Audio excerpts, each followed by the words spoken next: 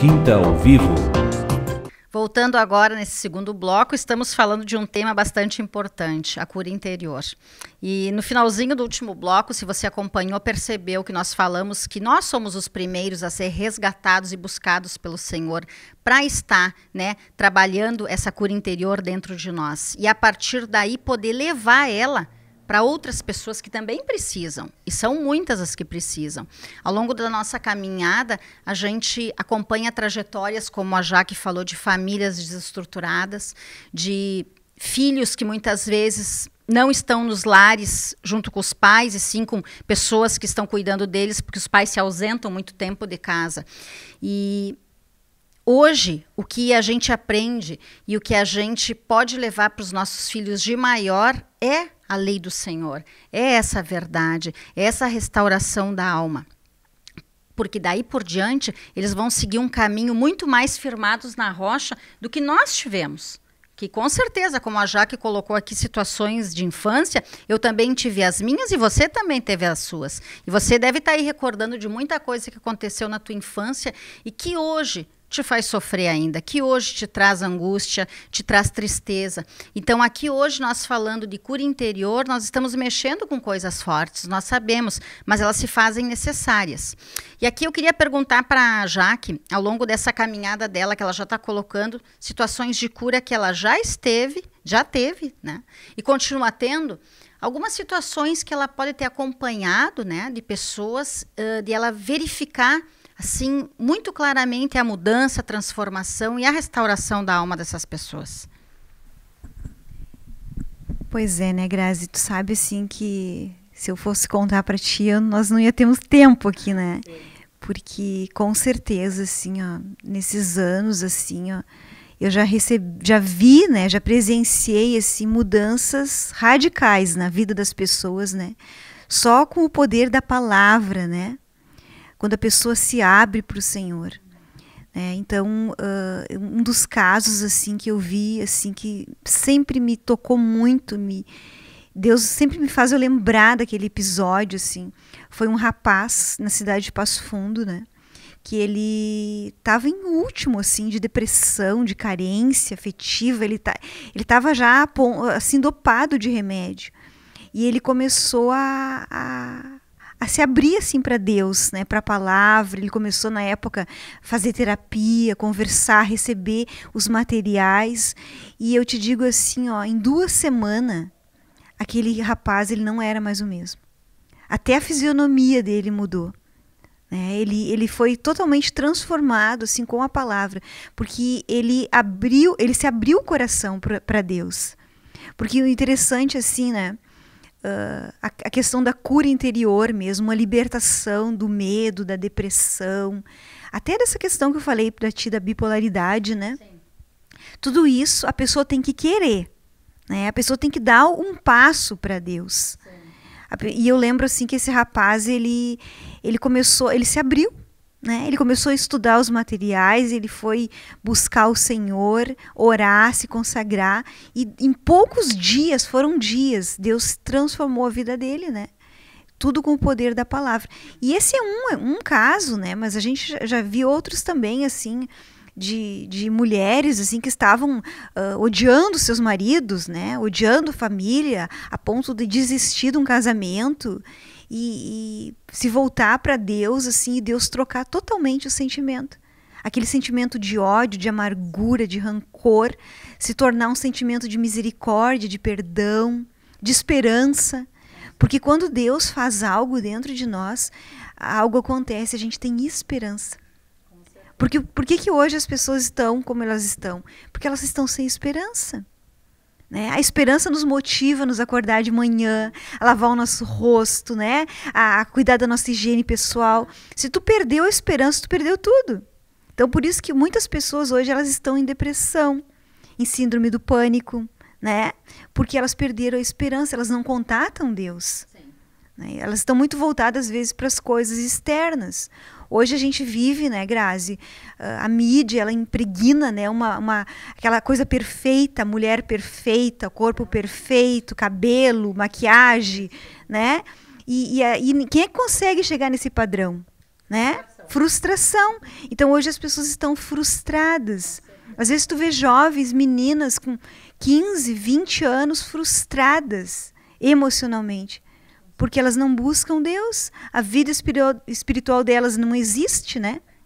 Então quando tu começa a buscar o Senhor, tu começa a te aceitar, né? Tu te aceita, tu aceita a condição, a família que tu nasceu. E Deus trabalhou muito isso na minha vida, né? Para aceitar assim a família que Deus me deu, o lar que eu nasci, a condição financeira, né? As pessoas que Deus colocou na minha volta. Então foi uma experiência grandiosa, assim, que quando a pessoa se abre para Deus realmente, para a palavra, né? Para a cura interior, Deus faz grandes coisas, mas a pessoa tem que dar uma iniciativa, né? Ela tem que dar o seu passo. Então é isso aí. E agora, já que falando sobre isso, né, a gente remete ao seguinte quadro. Que todas essas pessoas que têm esses traumas, essas dores fortes em relação às situações que já viveram no passado, elas estão presas dentro de si mesmas. Na verdade, elas vivem aprisionadas dentro delas mesmas por não terem a libertação desses traumas, dessas curas, viverem aprisionadas nesse passado, nessa dor, nesse sofrimento, né? Então tem uma palavra que todos conhecem, e se você não conhece, você vai conhecer agora, e ela está lá em João 8,32. E essa palavra diz o seguinte: o livro é João, o capítulo é 8 e o versículo é 32. E conhecereis a verdade, e a verdade vos libertará. Hoje, vou me pedir emprestado aqui para a Jaque, nós temos a verdade de várias formas ao nosso redor. A primeira grande verdade está aqui, que se você não tem uma Bíblia, você vai adquirir. E a segunda verdade está num livro como esse, né? Porque num livro como esse, que fala de cura interior, ele tem na sua essência toda a Bíblia, toda essa verdade que a gente está se referindo nesse momento. Só que com uma experiência maior, né? Com casos, com situações, né, mais explicadas, que de repente só a palavra pode não te auxiliar. Mas com o livro da cura interior, você, juntamente com a Bíblia, você começa a ter as revelações do que você precisa ter para descobrir lá no seu cantinho mais profundo aquilo que está escondido e que te aprisiona e que não te deixa ser livre. Continuando ali em João 8, o versículo 36 diz o seguinte: se, pois, o Filho vos libertar, verdadeiramente sereis livre. Então é dessa liberdade que a gente fala, dessa alegria de viver que a Jaque se referiu aqui agora, de retomar a alegria de viver, viver de forma mais plena, ter comunhão com Deus, ter comunhão com seus familiares que até então você podia não ter comunhão com aquelas pessoas que por algum motivo, até de desconhecimento delas, de ignorância delas, elas usaram de uma força contra você ou de uma ofensa contra você que te machucou, que doeu realmente lá no fundo. Mas muitas vezes elas não sabiam o que elas estavam fazendo. Aí entra uma questão muito importante que a palavra, a Escritura nos ensina, que é o perdão, que é a misericórdia dessas pessoas. Porque a gente está tendo aqui uma chance que elas não tiveram ainda, de conhecer toda essa verdade, colocá-la, aplicá-la em prática, né, através de nós e poder levar ela para os outros. Acho que isso não tem preço, né, Jaque? Realmente, né, não tem preço isso aí que tu está falando, né, porque a libertação é dentro, né. É interessante esse versículo assim que tu leu aí agora, Grazi, porque é um versículo assim que me toca bastante, né. Conhecereis a verdade e a verdade vos libertará. Só que a gente muitas vezes quando pensa de libertação, né, a gente às vezes pensa em algo externo. Não, mas é me libertar por dentro.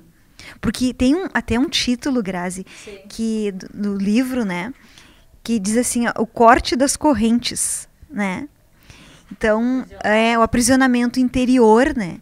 Às vezes as pessoas não têm emoções sadias.